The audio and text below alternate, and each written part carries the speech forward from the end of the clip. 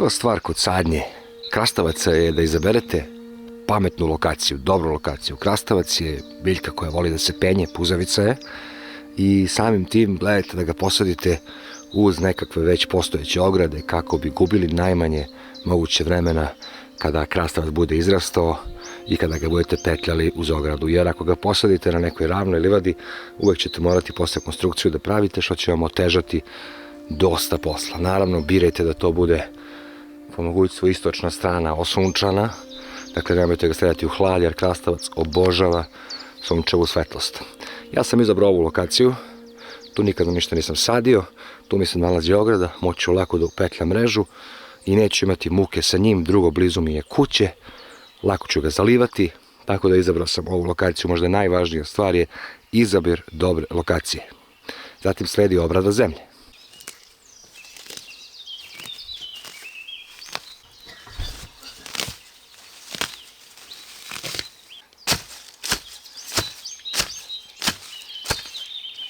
Ovo sve istresite, ovo je najvažniji deo. Ovdje se nalazi najviše hranljivih materijala, nemojte bacati čitave grumene. Sve ovo što se nalazi u sam koren biljke je logično ta hrana koju biljka najviše koristi, inače se ne bi tu nalazila. Dakle, ovo je najdragocenije. Kao i paradajz, i krastavci vole duboku, finu, plodnu, rastresitu zemlju, tako da slobodno iskopajte malo dublju rupu, kao što sam rekao, oko 30 i nešto više centimetara u dubinu i u širinu. Ovo vam je najvažniji korak praktično koji svi zanemaruju, jer osnova, baza svake kuće je stabilnost kuće, tako da što imate više hranljiva u rupi, što je rupa veća, gde koren ima više prostora da se širi, to će i sama biljka biti uspešnija.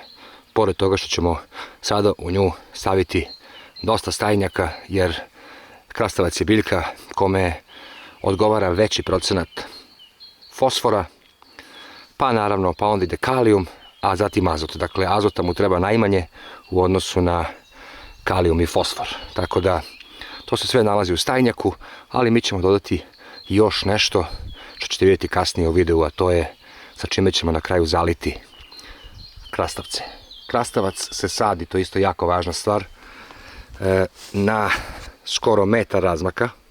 Ne mora baš biti precizno metar, ali slobodno što šire, jer on zahteva prostor i sami znate kada bude rastao i kada se bude širio, tako da nemojte preusko saditi krastavce, inače ćete imati samo gužvu i nedovoljan protok vazduha, a samim tim sve ostale bolesti i probleme. Idemo da ubacimo stajnjak u rupe.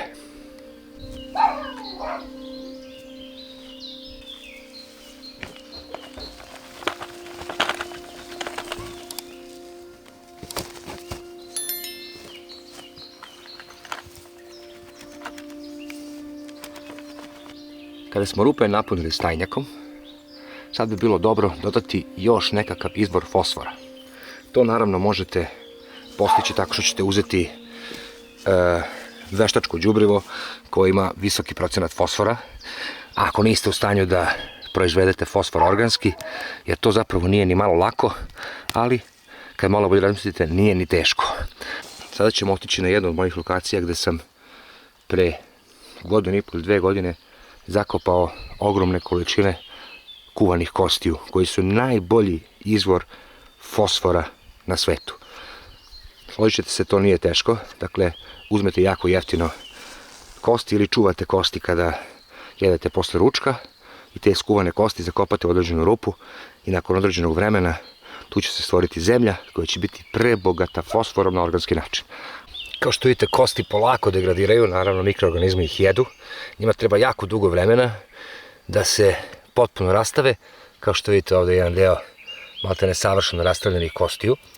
I to je super, jer vi na dugačke staze bukvalno godinama ćete uvek znati da u tom delu gde su vam kosti zakopane, da je zemlja okolo tih kostiju prebogata fosforom. Dakle, najprostije rješenje kako doći do organskog fosfora. I taj fosfor ćemo prikupiti i dodati naravno našem krastavcima, naravno možete i paradajzu i čega god hoćete. Zatim tu zemlju obogaćenu fosforom dodajte naravno u svaku rupu podjednako.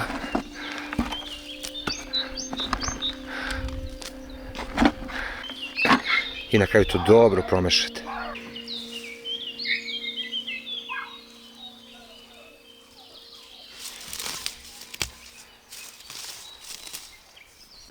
Pošto krastavcima treba naravno i povećana koncentracija kalijuma, mada ga ima u staninskom đubrivu, slobodno dodajte malo kurkume kako bi krastavci bili zdravi, jer je kurkuma dokazano dobar insekticid, fungicid i snabdevač kalijuma. Ne mora naravno mnogo, malo posolite na ovu ogromnu količinu, ovako, i to također promešajte da bude podjednako svuda.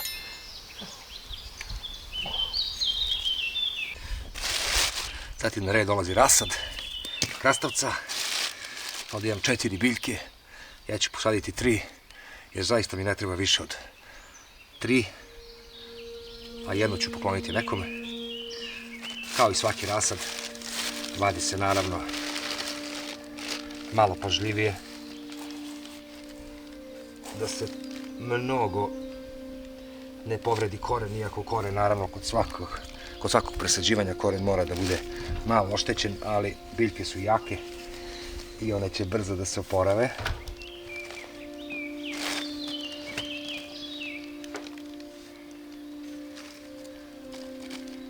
Dakle, lagano, bez žurbe, dok se same ne oslobode. Ovako, tresite dok ne izađe jedna. Kada smo odvojili krastavac, posadite ga slobodno, ovako mekanu zemlju, da koren lepo uđe. Zato je dobro iskopati duboku rupu, jer vidite, može koren prirodno da stoji, bez da se savija i da dalje nastavi svoj razvoj. Sada to dobro zalite prvo običnom vodom, kako bi koren nastavio da se razvija nakon presađivanja. Prvo što trebate uraditi, uzeti jednu standardnu teglu koja ima skoro 1 litar. Nemojte puniti do vrha, pošto će kvasac prilično da naraste i onda će vam se to sve proliti. Dakle, standardna tegla od 1 litra, sipajte 1 kesicu praška koja je praktično 10 grama ili 1 superna kašika i dodajte 1 kašiku šećera. Dodajte kašiku šećera, to dobro promešajte.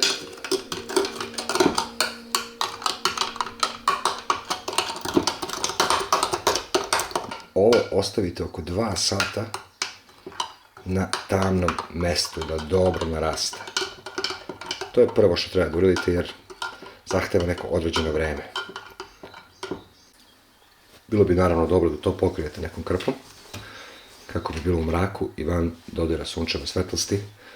I ako imate neko tamno mesto, na tamno mesto 2 sata. Evo sad i tačne srazmere kako da napravite dobar rastvor koji zaista pomaže korenu bilo koje biljke, u ovom slučaju krastavca, da se kvalitetno razvije. Treba vam dakle 5 litara vode, izmerite 5 litara vode, u to ide kilo rastvora kvasca koji je odstajao, kao što vidite ovdje. To sipate prvo.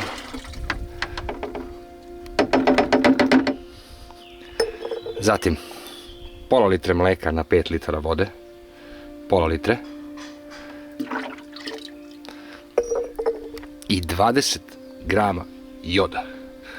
Dakle, ja ću vam ostaviti čitavu naučnu studiju dole, možete sami da pročitate ako imate vremena, kako jod zapravo kao supstanca koja pomaže imunom sistemu biljaka. Biljka može da usvaja i preko korena i preko atmosfere, dakle preko kiša, i pokazuju se određeni benefiti s koncentracijama od 0,2, što mu dođe 20 grama na 10 litara vode, u ovom slučaju je to 5, tako ja ću staviti 10 grama u 5 litara vode. To je jedna omanja čašica za rakiju i to je ta tečnost za zalivanje kao dopuna za razvoj kvalitetnog korena je gotovo. Ovo se treba dobro promešati i zatim tim zaliti biljke. Naravno, ne morate sve istog dana, ovo može da stoji barem 2-3 dana. Samo dobro to promešajte pre zalivanja.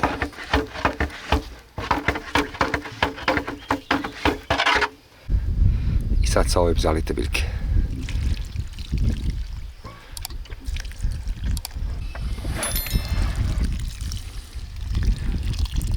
Nemojte preterivati, naravno, slobodno par dana čuvajte shodno tome. Bilo bi dobro da ovo odradite nakon zalivanja vodom, dakle dok je zemlja mokra, nikako samo svojim jer ovo nije zamena za vodu. Dakle, nakon zalivene vode dodajte ovo i to radite sljedeća 2-3 dana. Sa srećom!